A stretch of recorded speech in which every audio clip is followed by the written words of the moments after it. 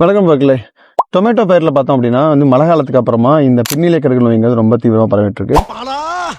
எரிச்ச தாங்க முடியலடி பேன 12ஆம் நம்பர்ல வை. ஸோ இலையோட மேற்பரப்பில் பார்த்தீங்கன்னா அதிகப்படியான இடங்கள்ல தீஞ்சு போன மாதிரி ஃபங்கல் இன்ஃபெக்ஷன் பியூரா ஃபங்கல் கம் பேக்டீரியல் ரெண்டுமே சேர்ந்து வருது அந்த நோய். இதில் முழுக்க ஆரம்பத்துலேருந்து நம்ம சரியாக பராமரிச்சிருந்தோம் அப்படின்னா இந்த மாதிரி மொத்த பிளான்ட் இப்படி ஆயிருக்காது. ஸோ லைட்டாக வரும்பொழுதே அங்கங்கே சின்ன சின்ன ஸ்பேர் பார்ட்ஸாக இந்த மாதிரி சின்ன சின்னதாக வந்திருக்கும். இதை நம்ம சரியாக மருந்து கொடுத்துருந்தோம் அப்படின்னா இந்த மாதிரி ரொம்ப எக்ஸ்ட்ரீமாக ரொம்ப அதிகமான இடங்கள்ல பின்னிலை கருகள் நோயாக மாறிக்க வாய்ப்பு இல்லை. ஸோ இந்த late blight of tomato control பண்ணுறதுக்கு என்ன மாதிரி மருந்துகள் அதிகமாக கொடுக்கலாம் அப்படின்னு பார்த்தோம்னா, ஒன்று நம்ம முறைகள் எப்பவுமே சாயில் ட்ரென்ச்சிங் எல்லாம் வித் ஃபோலியோ ஸ்ப்ரே தான்.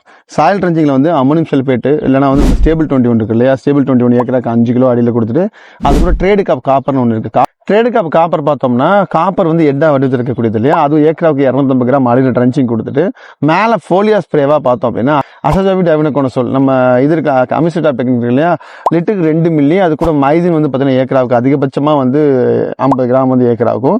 இது கூட இந்த கிட்டாசின் இருக்குல்ல, கிட்டாசின் 1 லிட்டருக்கு 3 மில்லி டு 4 மில்லி ரெண்டுத்தையும் சேர்த்து நம்ம மேலே ஸ்ப்ரே கொடுத்தோம்னா 100% இருக்கிறது அப்படியே அரெஸ்ட் ஆகிடும். இன்னும் ஒரு தடவை இதே ஒரு கிட்டாசினையும் திருப்பி அசோஜாபிட் அவினோகோனசோல் சொல்லக்கூடிய 2 மில்லியும் அது ஒரு 3 டு 4 மில்லி மிக்ஸ் பண்ணி 2 ஒரு ரூபாங்க அடிச்சு ஸ்ப்ரே கொடுக்கறது மூலமாக 100% இந்த நோயிலிருந்து தாவரத்தை வெளியே கொண்டு வந்துட முடியும். அடியில் கொடுத்த இந்த ஸ்டேபிள் 21 பிளஸ் இந்த ட்ரேடு காப் காப்பர் என்ன பண்ணுவோம் அப்படின்னா, நோயை மேற்கொண்டு பரவாம இருக்கிறதோட இன்ஃபெக்ஷன் இருக்காம அந்த இடத்த அப்படியே கம்ப்ளீட்டா சொலரைஸ் பண்ணி விட்டுரும்.